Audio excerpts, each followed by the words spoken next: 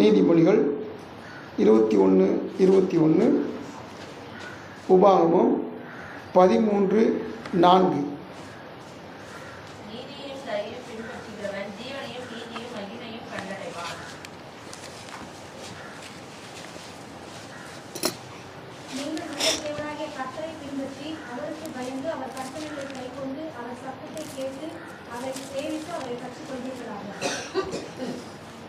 அவனுடைய சொல்ல கண்களை மூடி அவனை நோக்கி செபிக்கலாம். எங்கள் அன்பின் ஆண்டவரே, உமக்கு கோடி ஸ்தோத்திரப்பா. மகிமை மாட்சியும் நல்ல ஆண்டவரே, இந்த வேலை தெய்வ சமூகத்தில் தாழ்த்து ஒப்படைக்கிறோம். நீதிமொழியில் 21:21 நாங்கள் வாசித்து தியானித்து வருகிற பொழுது, ஆண்டவரே, இந்த 2 காரியங்களை பின்பற்றினால் 3 காரியங்களை கண்டடையலாம் சொல்லி ஆண்டவரே தேவ வார்த்தைகளுக்கு வந்திருக்கிறோம்னால் நாங்கள் கண்டடையத்தக்கதாக எங்களுக்கு உதவி செய்யும். இந்த வார்த்தையை தியானிக்கிற நாங்கள் உம்மை பின்பற்றத்தக்கதாக உதவி செய்ய, அதற்கான சகல குணம் அனுகூல வாசலை திறக்க முடியாது செபிக்கிறோம். இப்போது வார்த்தைகளை கேட்குற பிள்ளைகளையும் வசனம் சொல்ல அடிமை பலப்படுத்தும், பயன்படுத்தும். எங்கள் ஒவ்வொருவருக்கும் பிரயோஜனங்களை போதிக்கிற ஆண்டவர் இயேசுவின் நாமத்தில் விடுகிறோம் ஜெபங்கள் நல்ல பிதாவே, ஆமென். அல்லேலூயா. கர்த்தருடைய நாமம் மகிமைப்படுவதாக. தேவசமரை காத்திருக்கிற தேவ பிள்ளைகளுக்கு நீதிமொழிகள் 21:21 ஆண்டு நமக்கு சுட்டிக்காட்டி போதிக்கிற காரியம், இந்த 2 காரியங்களை பின்பற்றினால் 3 காரியங்களை கண்டடையலாம். அப்போது இதற்கு ஒரு தலைப்பு கொடுத்தோம்னா, பின்பற்றுகிறவன் கண்டடைவான். ஆமென். கர்த்தருக்கு ஸ்தோத்திரம். யார் நற்காரியங்களை பின்பற்றுகிறார்களோ அவர்கள் நன்மையை கண்டடைவார்கள். ஆமென். கர்த்தருக்கு ஸ்தோத்திரம். அப்போ தேவ சமூகத்தில் ஆண்டவர் இந்த நாட்களில் இந்த நற்காரியங்களை பின்பற்றுகிறவர்கள் நன்மைகளை கண்டடைவார்கள் என்பதை குறித்து நம்ம வேதத்தை தியானிக்கிற பொழுது அதற்கு அடிப்படையாக நம்ம உபாகமம் 13:4 வாசித்தோம். அந்த வசனத்தில் அநேக காரியங்கள் சொல்லப்படுது. இந்த அநேக காரியங்களையும் ஒரே ஒரு அதிகாரத்திலேயே சாராம்சமாக உள்ளடங்கியிருக்க நம்ம தியானிக்க போகிறோம். நம்ம வாசித்த உபாகமம் 13:4 சொல்லுகிறது, நீங்கள் உங்கள்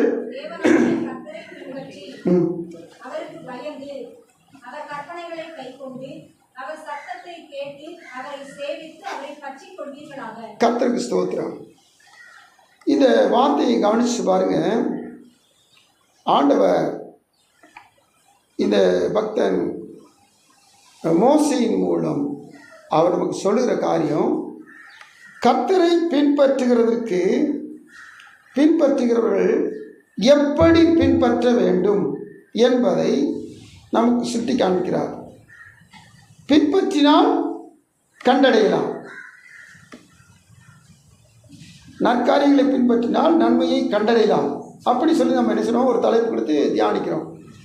அதை எப்படி பின்பற்ற வேண்டும் அப்படின்ற ஒரு தலைப்பின் மூலம் பார்க்கிற பொழுது இந்த உபாகமம் 13:4 நமக்கு ஒரு நல்ல ஒரு தீர்வை கொடுக்கிறது. எப்படி பின்பற்ற வேண்டும் அப்படின்னா, முதல் காரியமாக அதில் பின்பற்றுகிற காரியத்தை சொல்லிட்டு, அவருக்கு பயப்படணும், அவருடைய கற்பனைகளை கை கொள்ளணும், அவர் சத்தத்தை கேட்கணும், அவரை சேவிக்கணும், அவரை பற்றி கொள்ள வேண்டும். எத்தனை காரியம் இருக்குது? பயந்து, கை கொண்டு, கேட்டு, சேவித்து, பற்றி கொள்ள வேண்டும். எத்தனை காரியம்?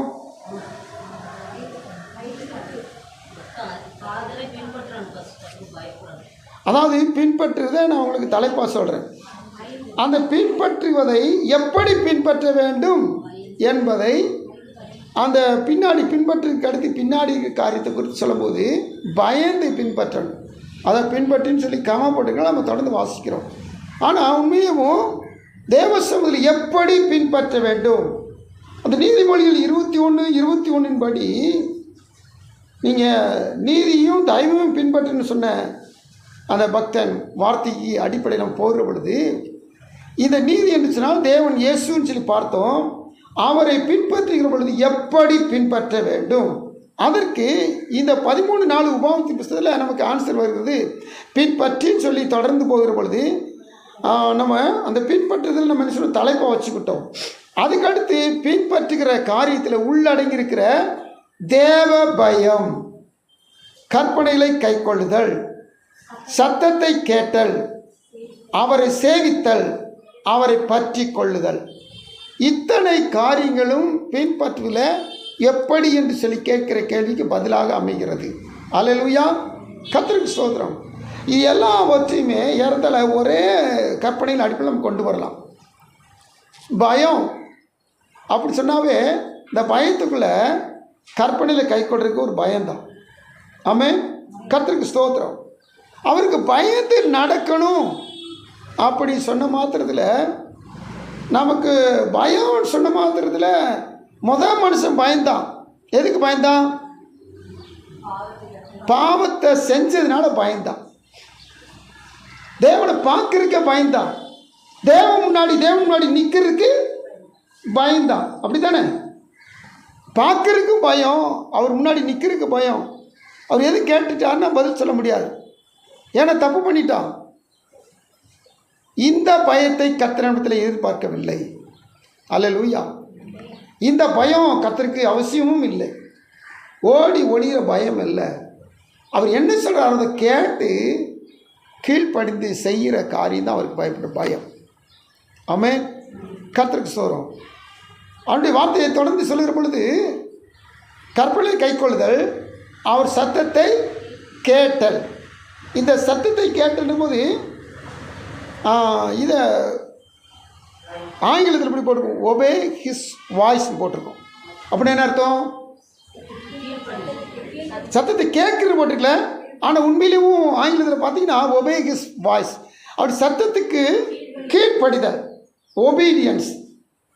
அந்த கீழ்ப்படிதலுக்கு தான் அந்த வேதம் சொல்லுது. கை கொள்வது, அதுக்கடுத்து கீழ்ப்படிதல், அதுக்கடுத்து அவரை சேவித்தல், அதுக்கடுத்து அவரையே பிடிச்சுக்கிறது.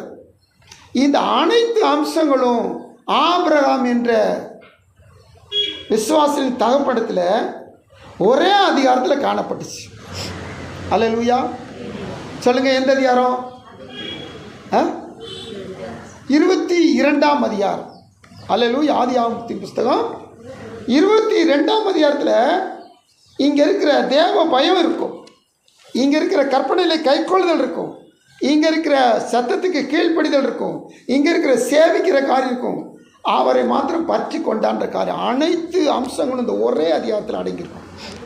அதுக்கடுத்து முன்னை 12ஆம் அதிகாரத்திலிருந்து நம்ம வாசித்து வரலாம்.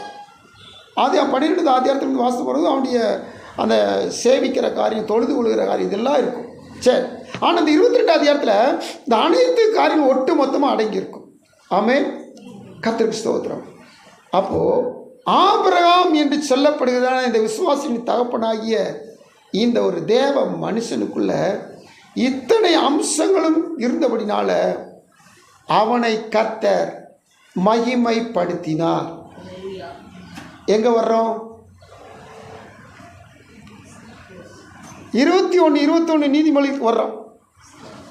ஏன்னா உங்களுக்கு கீவர்ஸ் மறந்துடக்கூடாது. கீவர்ஸ் என்ன சொல்லிச்சு? நீதியையும் ஜீவனையும், நீதியையும் தயவையும் பின்பற்றுகிறவன் ஜீவனையும் நீதியும் மகிமையும் கண்டடைவான். அப்போ மகிமையை கண்டடையணும். அல்லேலூயா, மகிமையை கண்டடையவே கர்த்தர் நம்மை அழைத்திருக்கிறார், தெரிந்தெடுத்திருக்கிறார், வேறுபடுத்திருக்கிறார், அவருடைய சமூகத்தில் வைத்திருக்கிறார். அப்போ தேவ பிள்ளைகளாகிய நாம இந்த மகிமையை காண வேண்டும். இந்த ஆபிரகாம் என்று சொல்லப்பட்ட மனுஷன் மகிமையை கண்டடைந்தான். அவனுக்குள்ள காணப்பட்ட சுபாவம் பின்பற்றினான், மகிமையை கண்டடைந்தான். எல்லாரும் பழங்கா. ஆபிரகாம் பின்பற்றினான் நீதியை. அந்த பின்பற்றுகிற காரியத்தில் அவன்கிட்ட தேவ பயம் இருந்துச்சு, அவன்கிட்ட கற்பனையில் கைக்கொள்கிற காரியம் இருந்துச்சு, அவன்கிட்ட தேவ சத்தத்துக்கு கீழ்ப்படுகிற காரியம் இருந்துச்சு, தேவனை சேவிக்கிற காரியம் இருந்துச்சு, தேவனை மாத்திரம் பற்றி கொள்கிற காரியம் இருந்துச்சு. இத்தனை அம்சங்களும் அவன் பின்பற்றல இருந்ததுனால அவன் மகிமையை கண்டடைந்தான். அல்லேலூயா, கர்த்தருக்கு ஸ்தோத்திரம். எப்படிங்க அவன் மகிமையை கண்டடைஞ்சான்? எதை வச்சுங்க சொல்கிறோம்? அல்லேலூயா. இன்னுமா ஜீவனை குறித்து தானே அந்த 21:21 ஒரு வாக்கு பண்ணியிருக்கிறார். ஜீவனை கண்டடைவான். அவன் ஜீவனை கண்டடைந்தான். அதுக்கடுத்து அவன் நீதியை கண்டடைந்தான். இதற்கும் வேதத்தில் நம்ம ஒவ்வொரு காரியமாக பார்க்க போகிறோம். அப்போ ஜீவனையும் நீதியையும் மகிமையும் இந்த ஆபிரகாம் கண்டடைந்தான். அல்லேலூயா, கர்த்தருக்கு ஸ்தோத்திரம். தேவ சொல்ல காத்திருக்க தேவ பிள்ளைகளே, அப்போ இந்த 2 பின்பற்றினவங்க கண்டிப்பாக அந்த 3ஐயும் கண்டடைவார்கள். அப்போ இந்த நாளில் உன்னத ஜெபத்துக்கு இந்த 2 பின்பற்றுங்கன்னு சொல்லுகிற ஆண்டவர் இந்த 3ஐயும் கண்டடையும்படியாக கர்த்தர் பாக்கியத்தை வைத்திருக்கிறார். கண்டிப்பாக நம்ம நிச்சயம் கண்டடையணும். கண்டடைய விடவே மாட்டார். கண்டடையாமல் விடவே மாட்டார். நம்ம கண்டடைந்தே தீரணும். ஸ்தோத்திரம். ஆபிரகாம் குறித்து ஆதியாகமத்தின் புத்தகம் 22ஆம் அதிகாரம் 12ஆம் வசனத்தில் வாசிக்கிற பொழுது இதெல்லாம் நம்ம எப்போதும் நம்ம பிறந்ததுலேருந்து ஒரு வாசிக்கிற வசனோடு வச்சுங்க. ஆனால் இந்த நீதிமொழிகள் 21, 23 அடிப்படையில் பின்பற்றி வருகிற ஆபிரகாம்கிட்ட இருந்த இந்த முதல் உபாவம் 13:4 முதல் சுபாவம் தேவ பயம் அவனில் காணப்பட்டது. ஆண்டவர் சொன்னார், சாட்சி பகிர வாசிங்க தொடர்ந்து.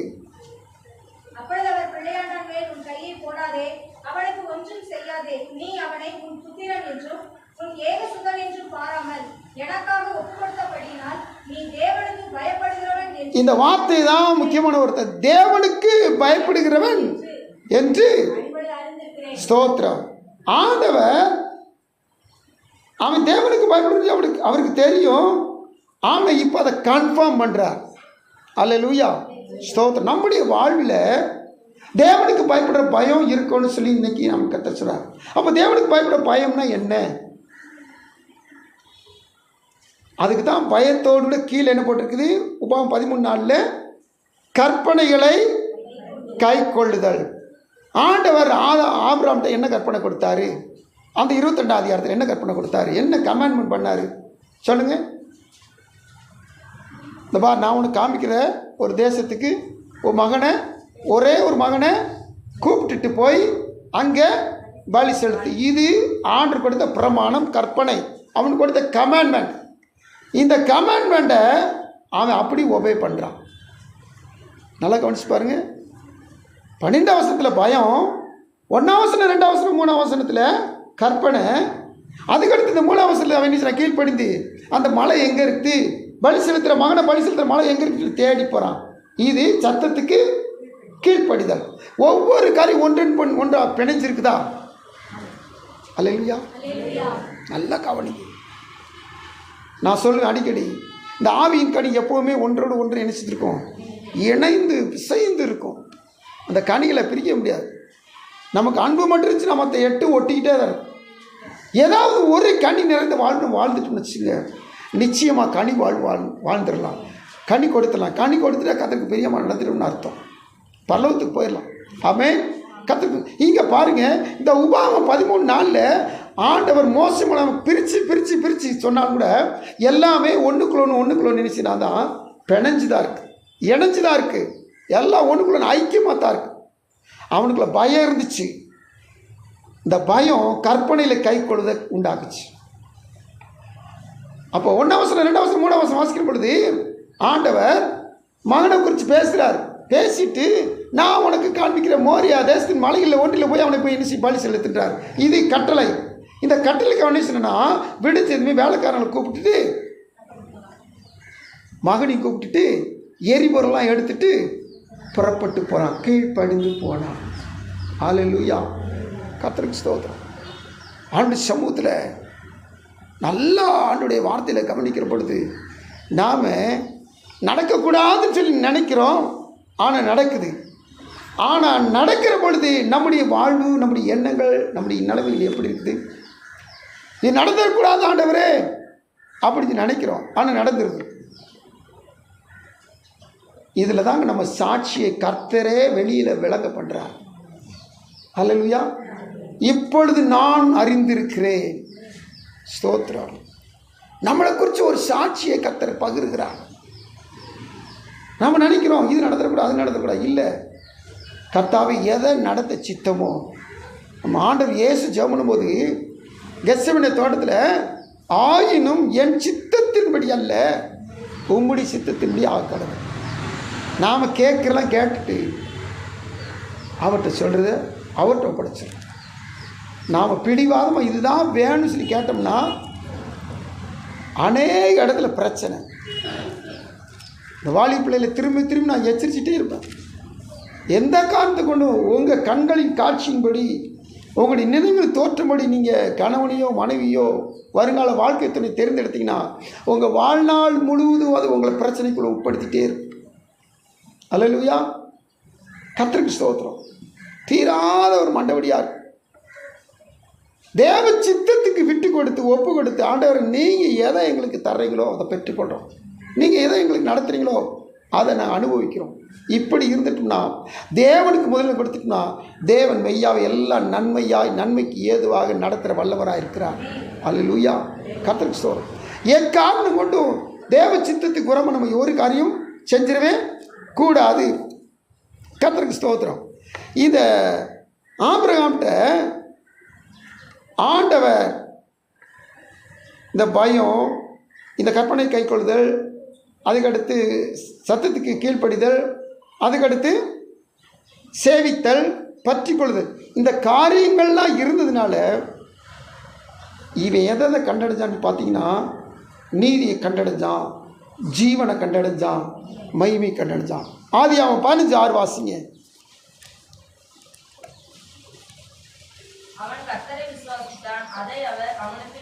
இதை கலாத்தியர் 3ஆவது இடத்துல வாசிக்கிறோம். கர்த்தரதை எப்படி என்றாராம்? நீதியாக எண்ணினார். கர்த்தருக்கு ஸ்தோத்திரம். இவன் தேவனுக்கு பயப்படும் அப்பயே வந்துருச்சு. ஆனால் 22:12 தான் கன்ஃபார்ம் பண்ணுற கர்த்தர் இப்படி அறிந்திருக்குன்னு சொல்லி. ஆனால் இவன் நீதி எப்போ கண்டடிச்சிட்டான்? கர்த்தர் பார்த்து நீதியாக எண்ணினார். எப்போ விசுவாசிக்க தொடங்கிட்டானோ அப்பயோ 15:6 கர்த்தர் சொல்லிட்டார் நீதியாக எண்ணினார். அல்லேலூயா. அப்போ 21:22 இருக்க முதல் காரியம், ரெண்டாவது காரியம் நீதி, அதை கண்டடிச்சிட்டானா. அதுக்கடுத்து பார்த்தீங்கன்னா மத்தேயு எழுதின சுவிசேஷம் 5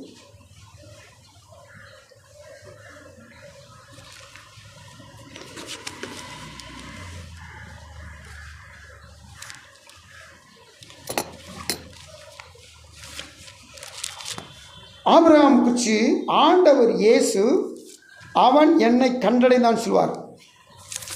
அது யோவான்ல இருந்து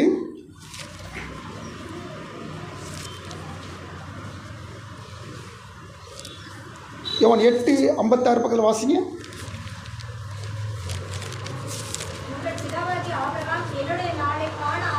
காண ஆசையாக இருந்தான், கண்டு களி கூர்ந்தான். இந்த ஆபிரகாம் இயேசுநாரை பார்க்கணும், அல்லது அவங்க முன்காலத்தில் மேசியாவை பார்க்கணும், கிறிஸ்துவை பார்க்கணும்னு சொல்லி அவங்க ஆவலோடு காத்திருந்தாங்க. இயேசுநார் சொல்லும்போது யூதர்கள்ட்ட சொன்னார், என் நாளை காண வேண்டும் என்று இருந்தான், கண்டு களி கூர்ந்தான். எப்படி? அவங்களாம் பயங்கரமாக திட்டுறாங்க, உனக்கு இன்னும் 50 வயசு கூட ஆகலை, நீ ஆபிரகாம் உன்னை பார்த்தான்னு என்ன நீ கிறுக்க மாதிரி பேசுகிறன்றாங்க. அல்லேலூயா. ஆனால் அவருடைய நாமம் யாத்திராவும் 3ஆம் அதிகாரத்தில் இருக்கிறவராகவே இருக்கிறேன். அன்னைக்கு அவர் தான் இருக்கிறார், இன்னைக்கு யூதர்கள் முன்னாடி அவர் தான் இருக்கிறார். அல்லேலூயா. அவர்கள் இஸ்ரவேல் என்று பெயர் பெறுவதற்கு முன்னதாகவே இருக்கிறார். அல்லேலூயா. இந்த யெகோவா தெய்வத்தை, இந்த இருக்கிறவரை இவரை இந்த ஆபிரகாம் காண வாஞ்சியான். ஒரு நாளில் கண்டான், மகிமை கண்டடிச்சிட்டானா. அல்லேலூயா. அதுக்கடுத்து பார்த்தீங்கன்னா வேலை சொல்கிறது, ஒரு நாளில் ஆபிரகாம்கிட்ட 3 தூதர்கள் வந்தான்னு போட்டிருக்கோம். அப்புறம் 2 தூதர்கள் இருந்தாங்க, அதில் ஒரு கர்த்தர்னு சொல்லி போட்டிருக்கோம். அந்த காலத்துலேயும் ஆபிரகாம் அறியாமல் தேவதூர்களுக்கு விருந்து செய்தான்னு போட்டிருக்கு.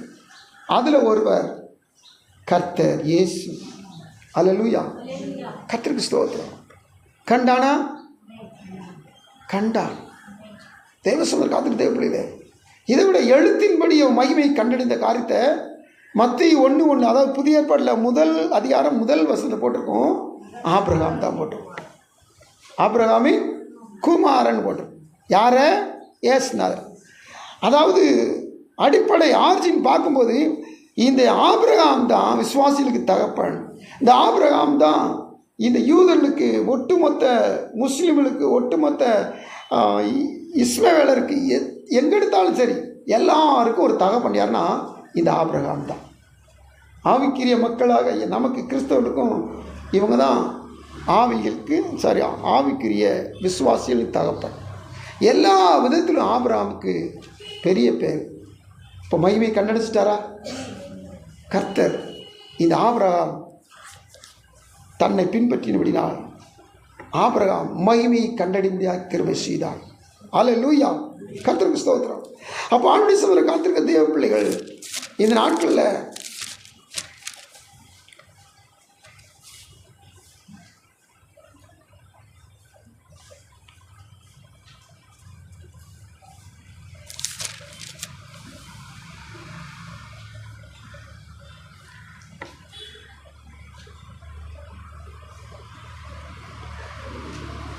ஆண்டுடைய சமுதிர இனிமே ஒரு வார்த்தை உண்டு. அதாவது இவன் ஜீவனை கண்டடைந்தான். ஆண்டுடைய சமுதிர நம்ம தியானிக்க போகிறோம். இந்த ஆபிரகாம் செஞ்ச ஒவ்வொரு காரணம் நம்ம வாசித்து வரும்போது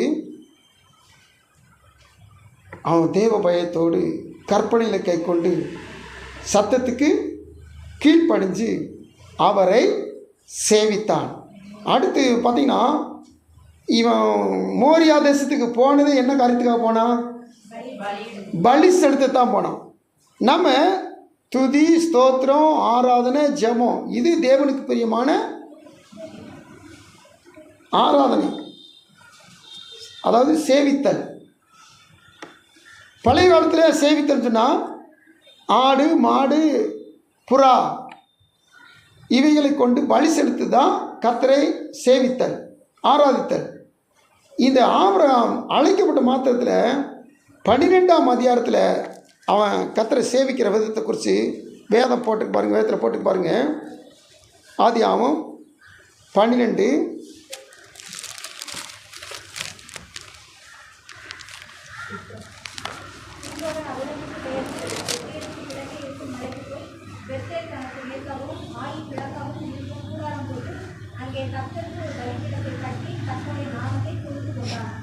தேவசமத்தில். அப்போ 7ம் 8ம் என்ன போட்டுக்கிட்டீங்கன்னா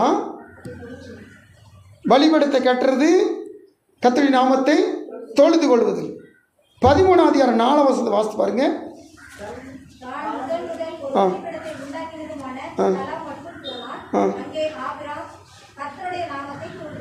தொழுது கொண்டான். 13, 18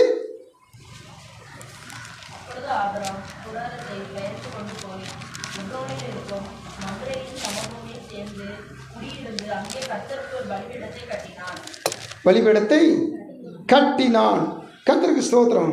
இப்போ வேலைக்காரங்கள்ட்ட 22 அதிகாரத்தில் ஆபிரகாம் என்ன சொன்னாரு? 5:22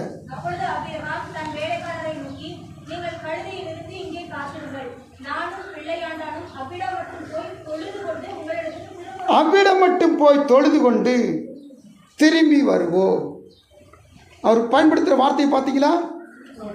தொழுது கொண்டு, சேவித்தல்.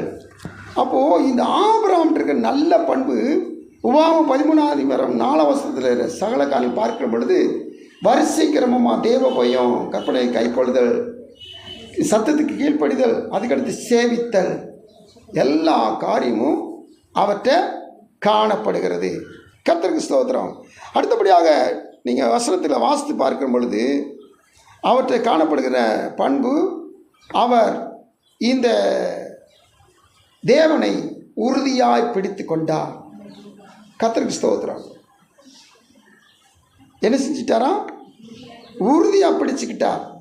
அதனால தான் ஒரு நாளில் லோத்துடைய குடும்பத்தை அங்கே இருக்கிற 4 தேசத்து ராஜாக்களை பிடிச்சிட்டு போனபோது பின்னாடியே போய் யுத்தம் செஞ்சு மீட்டெடுத்துட்டு வர்றார்.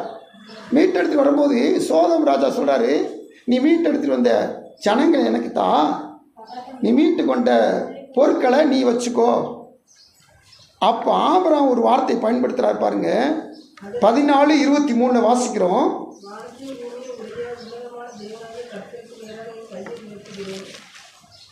வாசிங்க.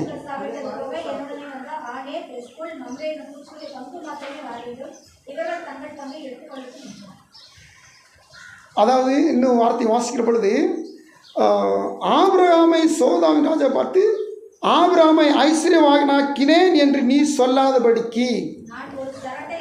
கர்த்தருக்கு ஸ்தோத்திரம். அந்த வார்த்தையை மட்டும் நல்லா கவனிச்சு பாருங்க. ஆபிரகாமை ஐஸ்வர்யவானாக்கினேன் அப்படின்னு சொல்லி சோதோம் ராஜா நினைச்சிடக்கூடாது.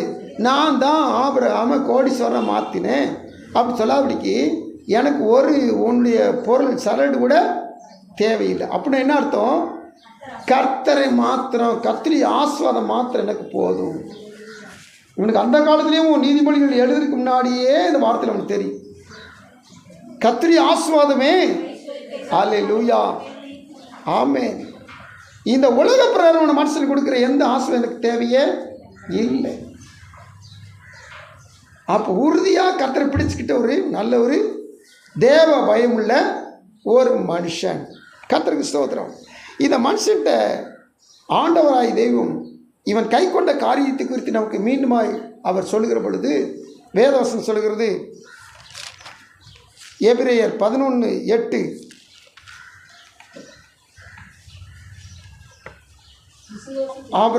ஆதியாகமம் 15:7, எபிரேயர் 11:8.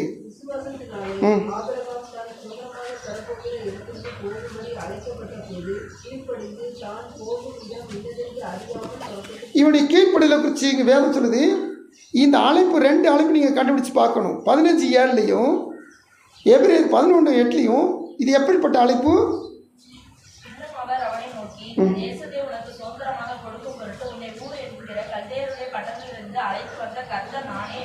அழைத்து வந்த. இப்போ முதல் ஆண்டவர் இந்த ஆதியாகமம் 15:7 சொல்லும் போதும் இது 11ஆம் அதிகாரத்துக்கு முன்னாடியே அழைக்கிறார். 11ஆம் அதிகாரத்து பகுதியே அழைக்கிறான்னு அர்த்தம். அந்த ஜீனியாலஜி ஒன்று வரும், வம்ச பட்டியல் வரும், அதுலேயும் அழைச்சிருவார். இப்போ அழைக்கும் போது ஆண்டவர் முதல் அழைப்பு வா அப்படின்னு சொல்லி அழைப்பார். அதுக்கடுத்து 12ஆம் அதிகாரத்தில் முதல் வசனத்திலேருந்து நீங்கள் பார்த்தீங்கன்னா போ அப்படின்ற ஒரு அழைப்பு வரும். அப்படின்னா என்ன அர்த்தம்? இவர் சொந்த பந்தங்களோடு புறப்பட்டு அவர் அங்கேருந்து வந்து 6ஆம் தேசத்தில் தங்கிடுவார். தப்பன் உடம்பு அந்த சகோதரன் குடும்பத்தில் தங்கிடுவார். அந்த இடத்துல முதல்ல கல்தேய தேசத்தில் இருக்கும்போது வான்னு சொல்லி கூப்பிட்ட ஆண்டவர் இங்கே சீரிய தேசத்தில் இருக்கும்போது போன்னு சொல்கிறார். ஏன்னா வர்ற பிரயாணம் நினச்சின்னா தடைப்பட்டு நின்று போச்சு. அதனால் கத்தனா போ அப்படின்னு நினைக்கிறார். இவர் வா என்ற அழைப்புக்கும் கீழ்ப்படிவார், போ என்ற அழைப்புக்கும் கீழ்ப்படிவார். 2 விதமான காரியங்களும் இந்த ஆபிரகாம் வாழ்வில் நடந்ததை பார்க்கிறோம். இப்போ 1:1 வாசித்து பாருங்க.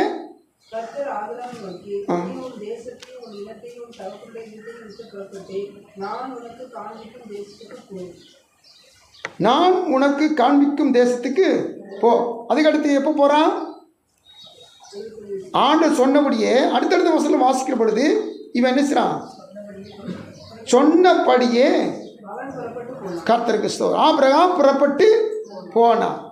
இந்த ஆபிரகாம்ன்ற உறுதியை நீங்கள் மீண்டும் வாசிக்கிட்டீங்கன்னா, பெண்ணு பார்க்கறதுக்காண்டி தன்னுடைய வேலைக்காரன் அனுப்புகிறார்.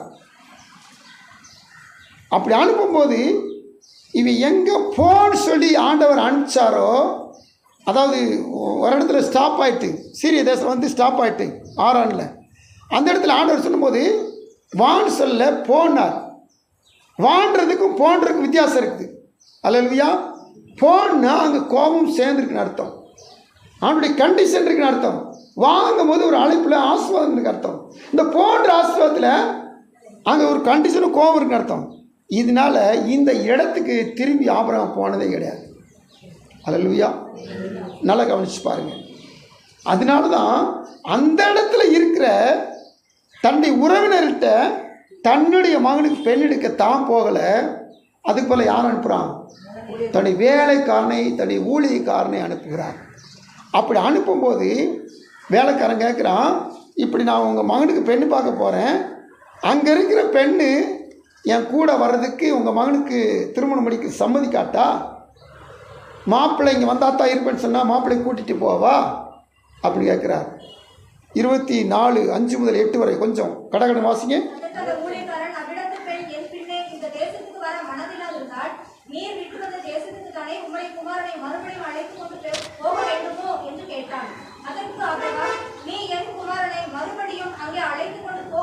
நீ என் குமாரனை மறுபடியும் அங்கே அழைத்து கொண்டு போகாதபடிக்கு எச்சரிக்கையாயிரு. அப்போ எந்த காரணத்தை கொண்டு திருப்பி போகிறத ஆபிரகாம் ஒத்துக்கிற வேலை. ஏன்னா ஒரு நாளில் போன்னு சொன்னார் பார்த்தீங்களா. இந்த நாளில் லோகத்துடைய காரியங்களுக்கு யோசித்து பாருங்க. மலைக்கு ஓடி போனால் என்ன செய்யணும்? போனால் போயிடும். இடையில ஒரு இடம் நல்ல இடம் சொல்லி இருந்தோம்னா ஆண்டவர் நமக்கு ஒரு முன் குறிச்சிருப்பார். ஏதோ ஒரு காரியம் சொல்லி இந்த இடத்துல இருக்காத வாம்பார். நாம் ஸ்டாப் ஆகிட்டோம்னா அதுக்கடுத்து போம்பார். போகாமல் நின்றுட்டோம்னா அங்கே ஒரு சாபம் இருக்கும். அதான் உப்பு தூணை மாறுறது. போகாமல் அந்த இடத்துல நல்ல ஒரு கிராமம் இருக்குது சொன்னீங்கன்னா அந்த இடத்துல ஒரு தாறுமாறு நடக்கும்.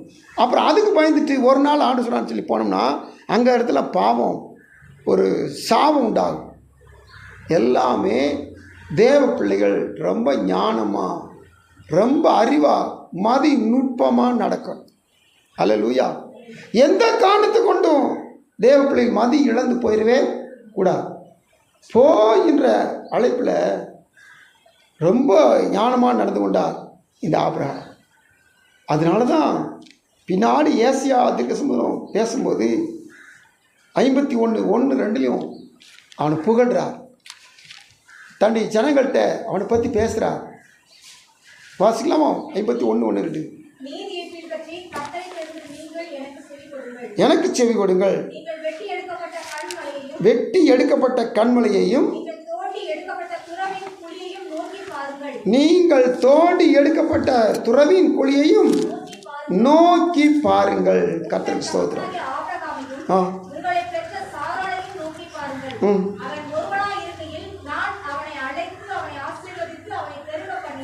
கர்த்தருக்கு ஸ்தோத்திரம். இங்கே மகிமையை கண்டடைந்த காரியத்தை குறித்து திரும்ப கர்த்தர் பேசுகிறார். அதுக்கடுத்து இவனுடைய உறுதியை குறித்து தேவனுடைய சபத்தை பார்க்கிற பொழுது ரோமர்கள் நிறுவத்தில் அந்த வசனத்தில் வாசி நம்ம ஜெபிக்க போகிறோம். 4ஆம் அதிகாரம் 17 முதல் ஏறத்தாழ 22 வரைக்கும் இந்த ஆபிரகாமை குறித்து ஒரு நல்ல ஒரு ஆபிரகாமுடைய உறுதியை குறித்து வேதவசனம் எழுதப்பட்டிருக்குது.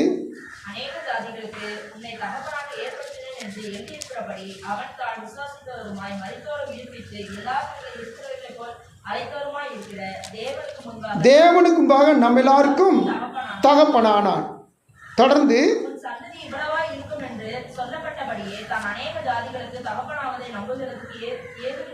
இந்த வார்த்தை பாருங்க. தான் அநேக ஜாதிகளுக்கு தகப்பனாவதை நம்புவதற்கு ஏது இல்லாதிருந்தும் அதை நம்பிக்கையோடு விசுவாசித்தான். இன்னைக்கு இந்த வசனத்தை வாசிக்கிற ஒவ்வொருவருக்கும் கர்த்தர் பேசுகிறார். நீங்கள் எதை நினச்சிருந்தீங்களோ அது நடக்க மாட்டேது. ஆனால் நடக்கிறதுக்கு அதுக்கான ஒரு வாசலை இல்லை. ஆனால் வாசலை திறக்கிற வல்லவர். ஹல்லேலூயா. அடிக்கடி ஒரு பக்தன் சொல்வார், விசுவாசிக்கிறவர்களுக்கு 4 பக்கம் வாசலை இருக்காட்டாலும் வானத்தின் வாசல் திறக்கும். ஹல்லேலூயா. அப்படித்தான் 4 பேர் தூக்கிட்டு வந்தவங்க இயேசுவை பார்க்கறதுக்காண்டி வாசல் நுழைஞ்சாங்க, முடியல, மேலே திறந்துட்டாங்க. ஹல்லேலூயா. விசுவாசிக்கிறவங்களுக்கு 4 திசை அல்லது 8 திக்குன்னு சொல்லுவாங்க. 8 திக்குலையும் 4 திசையிலும் வாசல் இல்லாமல் போயிட்டா வாசல் மேலேருந்து திறக்கும். ஹல்லேலூயா. ஹல்லேலூயா. இன்னைக்கு வாசித்த வசனத்தில் நீங்கள் வாசித்து பார்த்தீங்கன்னா வாசல் எங்கேருந்து திறக்கணும்னா கண்மலைக்கு கீழே இருந்து அதில் திறக்கும். என்ன வாசல் திறந்துச்சு? இன்னைக்கு வாசித்த சங்கீதத்தில் வாசித்த வசனம், கண்மலையை பிளந்து நீரூற்றுகளை அவர் என்ன செய்ய பிளந்து ஜனங்களுக்கு தாகம் தீர்த்தார். அந்த வாசல் எங்கே திறந்துச்சு? கண்மலைக்குள்ள பூமிக்குள்ள வாசல் திறக்கு. அல்லேலூயா. அப்போ வாசல் கர்த்தர் திறக்க நினைச்சிட்டானா எந்த பக்கமும் கணக்கே கிடையாது. எந்த பக்கத்தில் இப்போ இந்த வசனத்தை வாசனம் ஏது இல்லாதிருந்தும் இந்த வசனம் சொல்லுது அதை நம்பிக்கையோடு விசுவாசித்தான். எங்கள் விசுவாசிக்கிறதுக்கு ஒரு சான்ஸே இல்லை. ஆனால் நம்பிக்கையோடு விசுவாசித்தீங்களா இதான் கடனா, வியாதியா, பொருளாதாரமா, வேலையா, எந்த ஒரு காரியத்திலும் ஒரு ஏதும் இல்லை. எனக்கு எந்த வாசலுமே திறக்கப்படலை, எல்லாமே அடப்படுத்தான் கிடக்கு. ஒரு ஏது, ஒரு சான்ஸ் தான் சொல்லுவாங்களா, ஆப்ஷன், எந்த ஆப்ஷனுமே இல்லாட்டாலும் கர்த்தர் ஒரு புது ஆப்ஷனை கொடுத்து திறப்பார். அதான் கர்த்தர் சொல்றாரு. அவன் விசுவாசத்திலே பலவீனமாக இருக்கவில்லை.